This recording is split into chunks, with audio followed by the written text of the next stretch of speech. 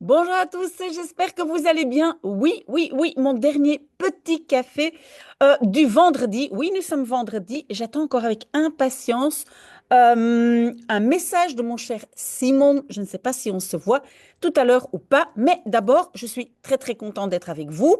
Je vais quand même essayer de ne pas papoter autant que la semaine passée. C'était un peu trop.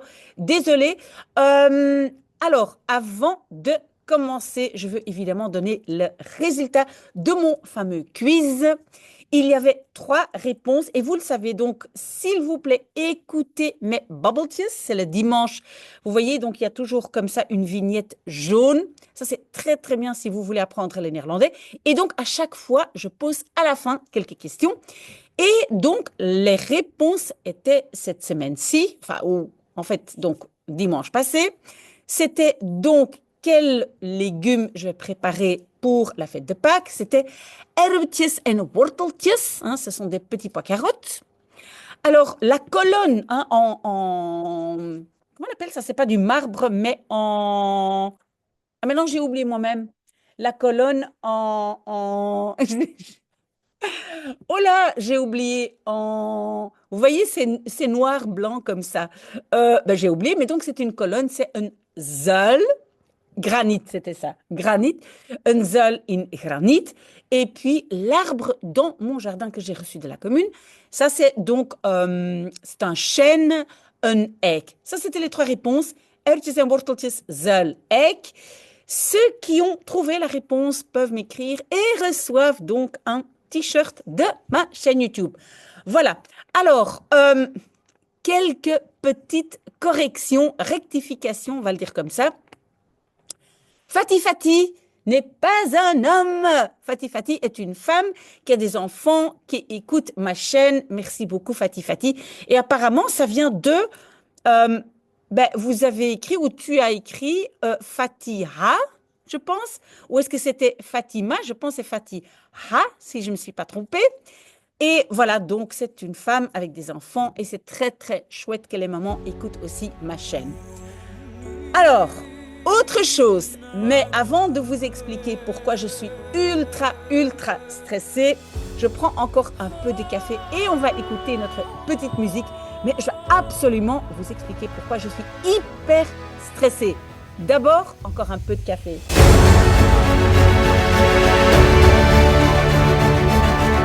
Voilà. Alors oui, ça arrive à tout le monde d'être stressé. Et pourquoi? Parce que donc, demain matin, je vais pour la première fois essayer de lire en direct, donc en live. Parce que ça fait maintenant des semaines, depuis des semaines que j'essaye un peu de faire des lives. Ça ne va pas très bien. Surtout, oui, je sais comment aller live, mais je ne sais pas comment partager mon écran. Donc demain matin, à 7h30 pile, je vais le faire. Je vais lire avec vous Le Petit Prince. Et si jamais par après je vois que ça n'a pas été, alors dans ce cas-là, je fais immédiatement après, donc ça sera vers, je pense vers 8 heures, ben, je fais une vidéo comme d'habitude. Mais franchement, j'espère que ça va aller. Et d'ailleurs, donc en fait, je pense que c'était hier soir, j'ai essayé un live et donc j'étais là en train d'essayer. Et il y a plusieurs personnes qui m'ont contacté, probablement qui ont eu une notification. Et il y avait au moins quatre personnes qui étaient avec moi et qui, voilà, mais après j'ai dû déconnecter parce qu'on ne voyait pas ce que j'avais sur l'écran. Bref, donc je suis quand même ultra stressée. Si jamais demain, donc de toute façon je serai en direct demain à 7h30.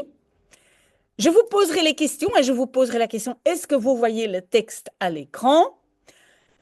J'essaierai, je continuerai. Et si à 8 heures, voilà, ça n'a toujours pas fonctionné, dans ce cas-là, je commence à 8 heures à faire la vidéo comme d'habitude, hein. Mais donc, voilà, quand même, grand stress. Et si vous voulez me soutenir, soyez là demain matin à 7h30. Je serai très, très, très contente. Mais j'ai aussi l'impression qu'il y a comme une sorte de décalage, hein, qu'il y a un décalage que même si on fait un live, je ne sais pas si c'est tout à fait en direct dans le sens où, à mon avis, il y a quelques secondes de décalage. Mais on verra demain. Et donc, sachez que je suis très stressée. Je serai là, je pense, 5 minutes avant. Donc, à 7h25, je serai là en live. À 30, je commence à lire notre fameux livre en néerlandais. Et si jamais ça ne fonctionne pas, à 8 heures, je fais la vidéo normale. OK? Très, très bien. Alors, quoi d'autre? Oui, donc j'ai reçu énormément de demandes, surtout cette fois-ci, surtout des jeunes qui ont dit qu'ils veulent se préparer au CE1D et CE2D. Maintenant, le CE1D est un examen obligatoire. Donc, voilà. Donc, bientôt, je vais commencer à vous préparer pour le CE1D. Je vais dire exactement ce que vous devez faire. Mais je pose aujourd'hui la question à tout le monde. Tout le monde qui regarde, qui écoute. Alors, est-ce que vous avez commencé à faire donc l'audition?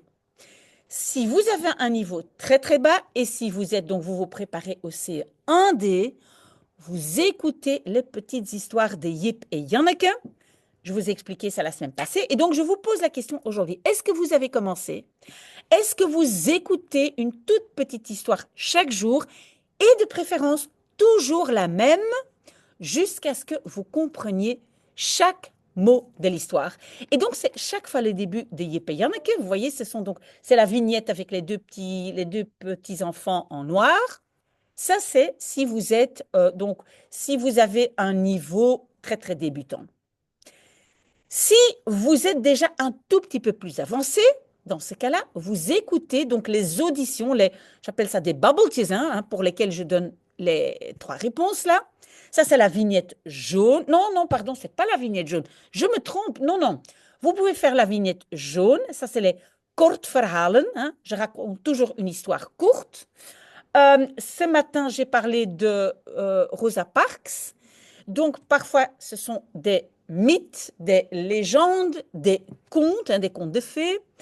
Parfois, c'est un peu historique. Et ici, c'était l'histoire de Rosa Parks, qui est donc une histoire vraie. C'est une histoire vraie. Donc, voilà. Donc, vous écoutez donc ces histoires-là, la vignette jaune, Kortverhaal, ou bien vous écoutez chaque dimanche, donc entre-temps, il y en a déjà beaucoup, vous pouvez retourner en arrière. Donc, l'audition, il y a bien marqué dans le titre audition, et vous me voyez moi à l'écran, il n'y a pas de vignette, et vous écoutez ça. Donc, vous écoutez, écoutez, écoutez. Ça, c'est le début pour tout le monde. Si maintenant, vous êtes déjà vraiment, vous avez un très, très bon niveau, et vous voulez arriver à, on va dire, B2, C1 et même plus, dans ces cas-là, vous allez chercher dans mes articles qu'à un certain moment, je lisais les articles à haute voix. Donc, pas seulement l'analyse, donc ce sont ces fameux articles qui ont comme titre « Comment arriver à B2C1 ». Si vous ne trouvez pas ces auditions, demandez-moi et je les mets parce que j'avais promis de faire un document avec tous les liens dedans, mais je suis désolée, je n'ai pas encore eu le temps. Si c'est urgent, demandez-moi et je le ferai ce week-end. Oh là, pardon, je le ferai ce week-end. Ah, ça me fait penser. Il y a une autre rectification que je dois faire. J'avais dit que ce week-end, je n'allais pas aller en live et je n'allais pas faire beaucoup de vidéos parce que j'étais en week-end. J'ai expliqué que je partais en week-end. Mais je me suis trompée, c'est le week-end prochain. Maintenant, ceci dit, je pense qu'il n'y aura pas énormément de vidéos ce week-end. Pourquoi? Parce que les écoles flamandes viennent de reprendre. Ils ont été à l'école seulement, je pense, 4 jours. Lundi, c'était congé. Donc, ils ont été mardi, mercredi, jeudi, vendredi. Donc, il n'y a pas encore beaucoup de tests, pas beaucoup de demandes. Et les écoles francophones sont en congé à partir de maintenant. Donc, 2 semaines. Et comme j'ai énormément de demandes des jeunes francophones, je pense que, voilà, il n'y aura pas beaucoup de demandes ces 2 semaines-ci. Et vous savez, pas de dictée non plus. Mais donc, je voulais quand même faire la rectification que je suis bien là. Donc, je suis joignable ce week-end. C'est le week-end prochain que je vais essayer de faire quelques vidéos à l'avance parce que je ne serai pas là. Donc, voilà encore une petite rectification. Toutes mes erreurs, je suis désolée. Mais en fait, comme tout le monde, je travaille beaucoup et ma tête n'est pas toujours très, très claire. OK. Alors, deuxième question que je voulais vous poser. Donc, ma première question, c'était, est-ce que vous avez commencé les auditions? Vous avez commencé à écouter? Très, très bien.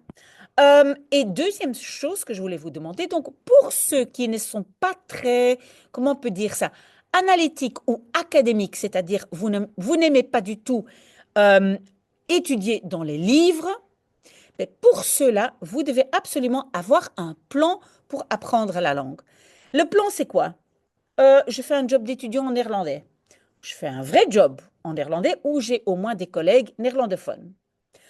Je participe enfin, je vais dans un club de sport néerlandophone. Je connais quelqu'un qui voulait apprendre le néerlandais, mais qui voulait aussi commencer à courir, hein, faire du jogging, qui a joint un club ça s'appelle comment encore? Start to Run. Je ne sais pas si vous connaissez, ça s'appelle Start to Run, hein, je commence à courir. Et donc, au début, hein, c'est très, très lentement, mais on vous accompagne, vous êtes un petit groupe. Vous vous retrouvez, je pense, une fois par semaine, peut-être deux fois, ça, je ne sais pas. Et cette personne a fait ça en néerlandais. Et c'est très chouette parce qu'elle m'a dit, donc c'est une femme qui voulait commencer à courir et qui a dit, mais c'est très très chouette parce qu'en fait les autres sont des néerlandophones et donc on peut avoir des conversations en néerlandais. Est-ce que vous avez commencé? Donc si vous apprenez, on va dire de façon instinctive, si jamais vous n'avez aucune possibilité de vous entourer du néerlandais, est-ce que vous avez essayé de parler à ChatGPT? Perplexity, parce que moi, donc, la semaine passée, je l'ai fait avec Perplexity. Je vous ai expliqué parce que c'est gratuit avec mon abonnement de téléphone. Vous avez commencé? Je vais vous poser la question, ou c'est plusieurs questions. Je vais les poser très, très souvent parce que vous devez absolument vous mettre en action, hein. On doit commencer à travailler. Et donc, mais je pense que ça sera plutôt ce week-end ou la semaine prochaine. Donc, je ferai un programme dans lequel je mets les liens et vous n'avez que à cliquer sur les liens. Donc, pour les auditions, pour les expressions écrites, etc. Mais donc, est-ce que vous avez bien commencé? J'espère parce que, donc, comme je vous ai dit, ce podcast maintenant est surtout pour vous mettre au travail, ne pas trop procrastiner et donc commencer le travail. Alors, avant d'entamer le sujet d'aujourd'hui, et je peux vous dire, le sujet d'aujourd'hui est triste, est un sujet un peu lourd, mais je dois partager quelque chose que j'ai vécu moi-même et c'est quelque chose qui me préoccupe ces derniers temps. Et à mon avis, je ne suis pas seule. Je partagerai avec vous. Mais avant de faire ça, je vais quand même vous dire que j'ai lu dans les statistiques, hein, vous savez, moi j'adore les statistiques. Et qu'est-ce que j'ai lu? En Belgique, et je pense que ce sont des chiffres exacts, 25% des profs qui donnent cours dans les écoles n'ont pas le diplôme adéquat. 25%. D'accord? Pourquoi je dis ça? Je dis ça pour plusieurs raisons. Ça peut vous faire réfléchir. Est-ce que c'est nécessaire d'avoir le diplôme adéquat? Hein? Moi, je vous ai déjà dit, hein, comme moi je vais à l'hôpital et je dois me faire amputer une jambe, je ne veux pas me faire traiter par un assistant. Je préfère que ce soit le chirurgien lui-même. Mais est-ce que on peut, parce qu'il y a une énorme pénurie, hein, personne ne veut être professeur, est-ce que on peut accepter d'autres gens qui ne sont pas vraiment professeurs? C'est une chose, c'est une réflexion.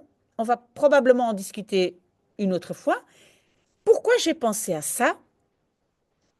C'est parce que je pense quand même qu'aujourd'hui, il y a beaucoup de choses qui se passent dans les écoles. Je veux venir avec une nouvelle que j'ai lue, et donc c'est un lycéen, probablement vous l'avez lu, en France, je pense à Nantes, qui a attaqué ses camarades avec un couteau. Hein, donc on peut lire sa l'arme blanche, mais donc un couteau. Une fille est morte, c'est une fille avec qui il a eu, je pense, une histoire amoureuse, mais la fille n'a plus voulu de lui, donc il a tué cette fille. Il y a un autre jeune, je ne sais pas très bien, qui est entre la vie et la mort, mais je pense qu'au total, il a attaqué 5 personnes. Je pense que vous allez être d'accord avec moi que ce ne sont pas des faits uniques, qu'on l'entend de plus en plus souvent, hein, que les jeunes, entre eux, ils s'attaquent, voilà, ici, ils s'entretuent, mais voilà, qu'il y a énormément d'agressivité. Et pourquoi je veux lier ça à ma réflexion sur les professeurs, c'est que est-ce qu'on ne doit pas avoir des vrais professeurs à l'école, hein? De vrais professeurs qui ont vraiment un diplôme pour être professeur? Je ne sais pas, ça c'est peut-être un élément parmi plein d'autres, voilà, qui peut expliquer, mais je ne sais pas, hein, je ne suis pas en train d'accuser des professeurs, mais je pense qu'on doit admettre qu'un professeur aujourd'hui doit avoir cette, qu'est-ce qu'on peut dire, un élément psychologique que je pense qu'on apprend quand on fait des études de pédagogie, je pense, hein. Moi j'ai étudié, j'ai un diplôme de pédagogie, pas spécifiquement pour l'enseignement, mais un diplôme de pédagogie où on apprend énormément de psychologie. Mais donc la question se pose, hein, est-ce que les jeunes d'aujourd'hui ne doivent pas être aussi accompagnés d'une autre façon? J'ai l'impression, mais peut-être c'est une impression, je demande votre avis, que beaucoup de jeunes aujourd'hui ne se sentent pas très très bien. Donc dans mes yeux, on doit penser au bien-être des jeunes, on doit penser à l'éducation des professeurs, hein. Est-ce que les professeurs doivent être formés pour ça? Ça, c'est un élément. Est-ce qu'aussi un autre élément, est-ce qu'on ne doit pas instaurer des règles plus strictes, mais, donc en fait, et j'en ai parlé, je pense que c'était la semaine passée, il faut un enseignement plus sévère, mais plus, moi j'appelle ça un enseignement plus chaleureux. Pourquoi je dis ça? Parce qu'en fait, l'article que j'ai lu, il y avait marqué donc strict and warm. Warm, normalement, c'est chaleureux. Mais je ne veux pas utiliser le mot bienveillant. En français, peut-être c'est un mot qui correspondrait mieux à ce que je veux exprimer, mais je ne veux pas l'utiliser parce qu'il a été utilisé énormément par le ministère de l'Enseignement et on a un peu confondu beaucoup de choses et finalement, en fait, on n'a plus un cadre très, très clair. Dans mes yeux, les jeunes doivent avoir un cadre très clair, mais doivent être accompagnés, oui, je dirais avec beaucoup de bienveillance, mais je ne veux pas dire ça, je veux dire de façon chaleureuse, hein. Je ne veux pas utiliser ce mot bienveillant. Alors, je peux encore parler de plein d'autres choses, je ne vais pas le faire aujourd'hui, mais par exemple, je trouve qu'on vend du rêve aux jeunes, hein. Donc, dans les écoles, on n'a pas toujours un bon diplôme, etc. Enfin, il y a énormément d'éléments qui jouent, mais ce que je veux partager avec vous aujourd'hui, c'est que c'était il y a 2 jours, je pense, j'ai eu un contact avec mes jeunes, mes jeunes de la classe digitale. Donc, ceux qui me suivent savent qu'il y a un groupe de jeunes que j'accompagne, mais de façon digitale. Donc, ce sont des jeunes que je ne connais pas en personne, mais avec qui j'ai un contact via, ça s'appelle Google Classroom. Et donc, une grande partie des jeunes veulent réussir le CESS, sixième secondaire. Donc, pardon, CESS jury central. Et donc, on avait fini une session et un des jeunes, c'est un garçon, évidemment, je ne vais pas dire son nom, et d'ailleurs, je ne connais pas son nom exact, hein, c'est bien l'idée de ma classe digitale, c'est que on peut avoir un contact avec des jeunes sans vraiment les connaître, les suivre à distance. C'est que donc il y a un jeune qui ne s'est pas déconnecté et qui a vu que quand tous les autres s'étaient déconnectés, a demandé que je reste encore un tout petit peu pour discuter. Ben, finalement, vous savez quoi? On est resté encore 2 heures à discuter. Et pourquoi on a mis encore 2 heures à discuter? C'est que ce jeune-là se trouve encore à l'école. Donc, il est encore à l'école, mais il veut arrêter à la fin de cette année-ci et il veut faire le reste, cinquième, sixième, donc par le jury central, mais donc le CESS. Donc une fois qu'il a la quatrième, hein, ça, on appelle ça, je pense, le CE2D, il veut faire le reste par le jury central. Pourquoi? Parce que il est harcelé de façon permanente. Donc dans sa classe, on se moque de lui. Je ne sais pas exactement pourquoi, donc je ne sais même pas à quoi il ressemble, ce jeune, hein. Il a comme une sorte d'avatar quand il se connecte avec, comment je veux dire ça, à notre réunion digitale. Donc, je ne sais pas à quoi il ressemble, je ne sais pas s'il est beau, s'il est laid, aucune idée, mais il est harcelé tout le temps. Donc, il est harcelé en classe, il y a des remarques tout le temps, tout le monde rit un tout petit peu. Il dit que il pense que son professeur ne le remarque pas parce que ce n'est jamais ouvertement.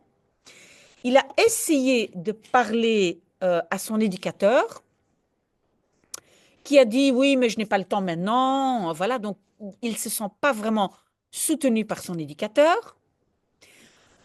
Il est harcelé via les médias sociaux. Donc, il y a une personne de sa classe, mais cette personne était dans une autre école avant et les copains de l'autre école l'attendent parfois devant son école et donc menacent de le frapper, de le taper, etc., etc. Il est aussi menacé, mais ça j'ai peut-être déjà dit, je ne sais plus ce que j'ai dit, mais donc il est menacé sur les médias sociaux. Donc on le menace sur les médias sociaux. Et donc ce jeune, il n'en peut plus. Il n'en peut plus. Je dois dire, je dois admettre que je trouve ça déjà très très bien qu'il m'en a parlé. Il dit que, bon, il a des parents très gentils, hein, ce n'est pas que les parents, ce n'est pas que les parents ne soient pas gentils, mais les parents ont déjà essayé d'envoyer un message à l'école. Qu'est-ce qui s'est passé? Il y a quelqu'un, je ne sais pas si c'est un directeur, mais quelqu'un de l'école est venu dire devant la classe que ça doit quand même être fini de harceler les gens de la classe. Et évidemment, qu'est-ce que vous pensez? Ben, tout le monde a su tout de suite d'où ça venait, de qui on parlait. Et voilà, qu'est-ce qui s'est passé? Ben, ça s'est empiré encore plus. Donc, il est encore beaucoup plus harcelé. Et donc, moi, personnellement, j'ai été très, très touchée par ce témoignage. Et qu'est-ce que j'ai fait? Parce que moi, à distance, je ne peux pas faire énormément.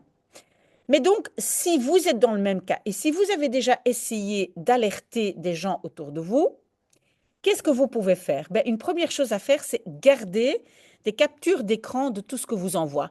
Aujourd'hui, quand on va à la police, on n'a pas besoin d'énormément de preuves pour qu'un dossier s'ouvre, hein. Et donc, pour que la personne qui vous menace ben, soit quand même contacté par la police. Ça, je sais parce que je me suis renseignée. Et donc, on m'a dit, il ne faut pas énormément de preuves. Donc, vous gardez des captures d'écran et déjà très, très vite, vous pouvez avoir le soutien de la police. Ça, c'est une bonne chose. Deuxièmement, essayez de ne jamais être seul nulle part, de toujours vous entourer, hein, de prendre le bus ensemble avec d'autres. Vous essayez de ne pas être seul. Comme ça, vous avez des témoins. Je pense qu'on peut toujours trouver une solution, hein, même si on marche à la maison, je ne sais pas, on téléphone à quelqu'un pendant qu'on marche, hein, parce qu'il y a peut-être des jeunes qui habitent tout près de l'école, mais vous devez absolument trouver une façon de ne pas être seul.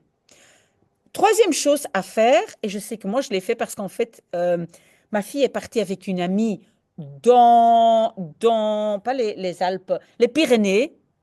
Et j'ai acheté comme ça une petite, ben c'est quoi, une sorte de petite boîte qui émet un son incroyable, très très fort, hein, pour si jamais vous avez un problème et on vous attaque, vous pouvez quand même appuyer sur sur cette, c'est comme une petite boîte, une petite, qu'est-ce que je dois dire, comme un tout petit flacon, on appuie dessus, il y a un énorme bruit qui sort, donc ça, troisièmement, vous devez faire ça. Autre chose, si vous n'êtes pas la personne harcelée, mais si vous connaissez quelqu'un dans votre classe ou votre école, non surtout dans votre classe qui est harcelé, essayez quand même de ne pas rigoler avec ceux qui harcèlent et essayez quand même de faire de temps en temps une toute petite remarque et dire, ça suffit, l'harcèlement. Parfois, juste montrer un tout petit peu que vous soutenez la personne qui est harcelée. Je sais que c'est très, très difficile quand on est jeune. Très, très difficile. Je pense donc le jeune qui m'a contacté, à mon avis, il doit avoir plus ou moins 15 ans. Moi, je pense quand on a 12, 13, 14, 15, 16 ans, c'est très, très difficile. Archi difficile. Donc, essayez. Si, attendez, à mon avis, j'ai un message de Simone. Oui, Ça me rend vraiment, ça me met de bonne humeur parce que, voilà, Simon veut me voir ce soir parce que Simon donc il a eu congé pendant 2 semaines. Donc, ça, c'est, voilà. Donc, tout de suite, quand j'ai fini ici, je pars chez Simon. Merveilleux, magnifique. Il y a toujours des chocolats, des biscuits et du thé que Simon me prépare. Mais donc, mon message d'aujourd'hui, j'avais promis de ne pas faire trop de blabla. Je suis vraiment très, très sérieuse quand je parle de cet harcèlement. Ce n'est pas quelque chose qui n'existe pas. Hein. Prenez ça au sérieux. Vraiment, prenez ça au sérieux. Que vous soyez parents de l'harcelé, parents des copains qui sont dans la classe des harcelés, prenez ça vraiment au sérieux. Il y a beaucoup de jeunes aujourd'hui qui mettent fin à leur jour ou qui sont attaqués ou qui sont... Voilà. Que vous soyez l'harcelé ou l'harceleur. Rappelez-vous, j'avais parlé de cette... comment ça s'appelle encore? Adolescence, cette série sur Netflix. Peut-être entre-temps, vous en avez entendu parler. Peut-être entre-temps, vous l'avez vu. C'est un réel problème. Voilà. Bon, j'admets qu'aujourd'hui, je n'ai pas été très, très claire dans tout ce que j'ai raconté. J'ai simplement voulu apporter quelques idées auxquelles j'espère qu'on va réfléchir. Hein. En tout cas, le jour où moi j'aurai mon école, j'ai quelques idées à comment combattre ces problèmes des jeunes d'aujourd'hui. Mais j'ai parlé suffisamment, n'est-ce pas? Je vous souhaite un très très bon week-end. Moi, j'ai fini mon dernier café. Je vais boire une tasse de thé chez Simon et on se retrouve demain matin en live. Espérons que ça fonctionne. Voilà, très très bon vendredi. À très bientôt, demain ou bien dimanche ou la semaine prochaine. Voilà, très très bon week-end.